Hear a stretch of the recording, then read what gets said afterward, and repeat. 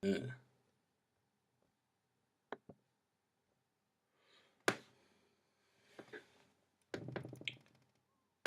oh God.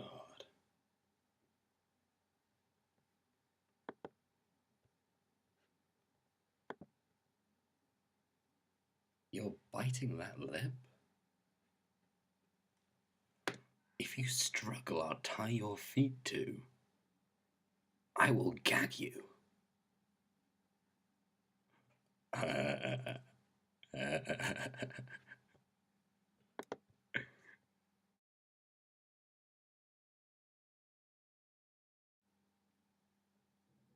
Hello, everyone. I got another request to carry on recording, so I figured, why the hell not? So, yeah, I thought this time I would cut to the chase and get to the goods, because we don't like playing the long game now, do we? Enjoy. Oh, okay, so what happened before? Anastasia sent a rather rude email to Christian, and yeah, so he's coming in to respond in person, and that's the plot of this section. Okay, we'll see what happens. I hope nothing too sexual. Nah.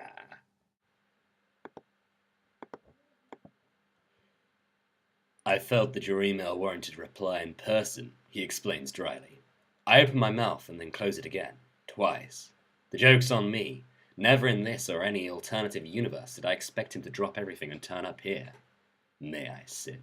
He asks, his eyes now dancing with humor. Thank heavens, maybe he'll see the funny side. I nod. The power of speech remains elusive. Christian Bilton is sitting on my bed. I wonder what your bedroom would look like, he says. I glance around it, plotting an escape route. No. There's still only the door on the window. My room is functional, but cozy. Sparse white wicker furniture and white iron double bed with a patchwork quilt, made by my mother when she was in her folksy American quilting phase. It's all pale blue and cream. It's very serene and peaceful in here, he murmurs. Not at the moment, not with you here. Finally, my medulla oblongata recalls its purpose. I breathe. How? He smiles at me. I'm still at the Heathman. I know that. Would you like a drink? Politeness wins out over everything else, I'd like to say. No, thank you, Anastasia. He smiles a dazzling, crooked smile, his head cocked slightly to one side. Well, I might need one. So it was nice knowing me. Holy cow, is he offended? I stare down at my fingers. How am I going to dig myself out of this one? If I tell him it was a joke, I don't think he'll be impressed. I thought you'd reply by email. My voice is small and pathetic. Are you biting your lower lip deliberately? He asks darkly. I blink up at him, gasping, freeing my lip. I wasn't aware that I was biting my lip, I murmur softly. My heart is pounding. I can feel that pull, the delicious electricity between us charging, filling the space between us with static. He's sitting so close to me, his eyes dark, smoky, his elbows resting on his knees, his legs apart. Leaning forward, he slowly undoes one of my pigtails, his fingers freeing my hair.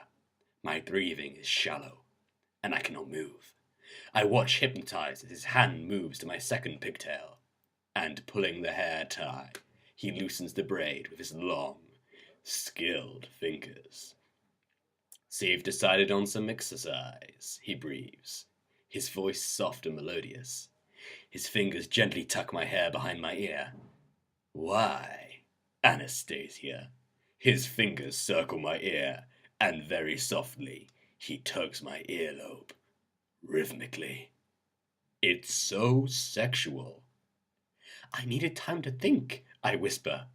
I'm all rabbit headlights, moth flame, bird snake, and he knows exactly what he's doing to me. Think about what, Anastasia? You. And you decided it was nice knowing me. Do you mean knowing me in the biblical sense? Oh, shit. I flush. I didn't think you were familiar with the Bible. I went to Sunday school, Anastasia. It taught me a great deal.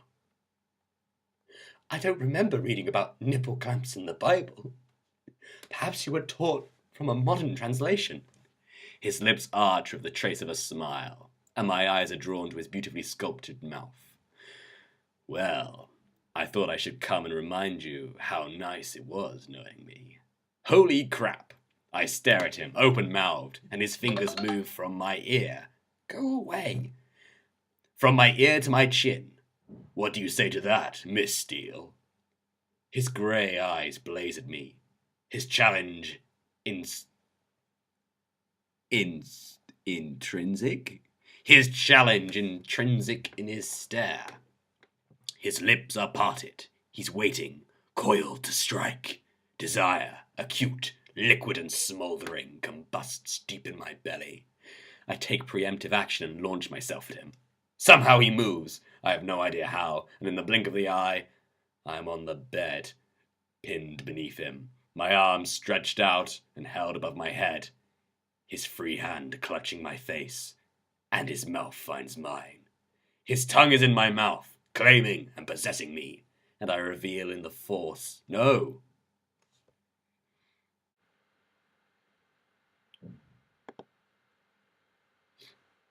His tongue is in my mouth, claiming and possessing me, and I revel in the force he uses. I feel him against the length of my body. He wants me. And this does strange, delicious things to my insides. Not Kate in her little bikinis. Not one of the 15. Not evil Mrs. Robinson. Me. This beautiful man wants me. My inner goddess shows so bright. My inner goddess glows so bright she could light up Portland. He stops kissing me and opens my eyes. I find him gazing down at me.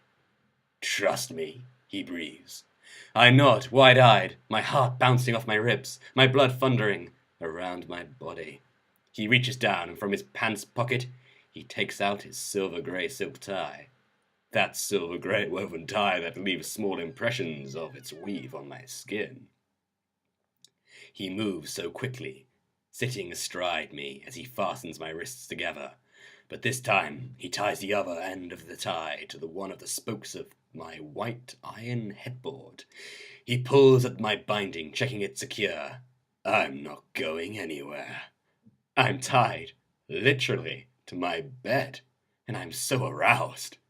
He slides off me and stands beside the bed, staring down at me, his eyes dark with want. His look is triumphant, mixed with relief. That's better, he murmurs, and smiles a wicked, knowing smile. He bends and starts undoing one of my sneakers. Oh, no, no, my feet. No, I've just been running. No, I protest, trying to kick him off. He stops. If you struggle, I'll tie your feet too. If you make noise, Anastasia, I will gag you. Keep quiet. Catherine is probably outside listening right now. Hear that, Catherine? You're listening right now. Gag me, Kate! I shut up. He removes my shoes and my socks efficiently, and slowly peels off my sweatpants. Oh, what panties am I wearing?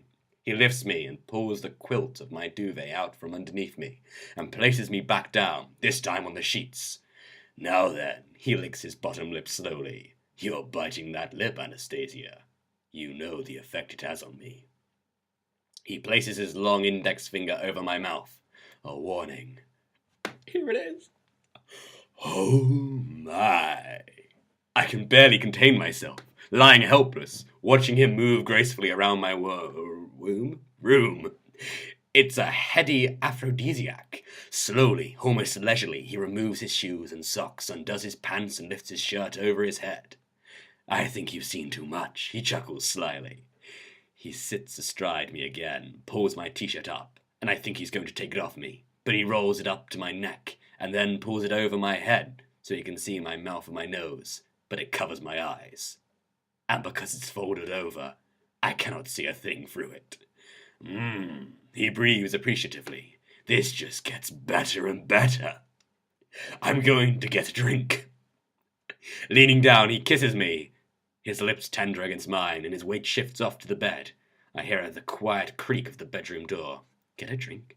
Where? Here? Portland? Seattle? I strain to hear him. I can't make out low rumblings. I can make out low rumblings, and I know he's talking to Kate. Oh no, he's practically naked. What's she going to say? I fear a faint popping sound. What's that?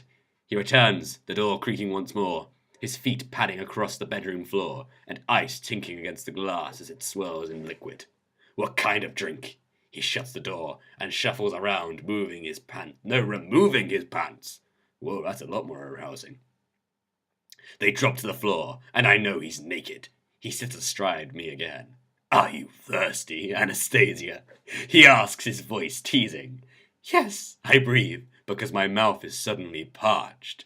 I hear the ice clinking against the glass, and he puts it down again, and leans down and kisses me, pouring a delicious, crisp liquid into my mouth as he does.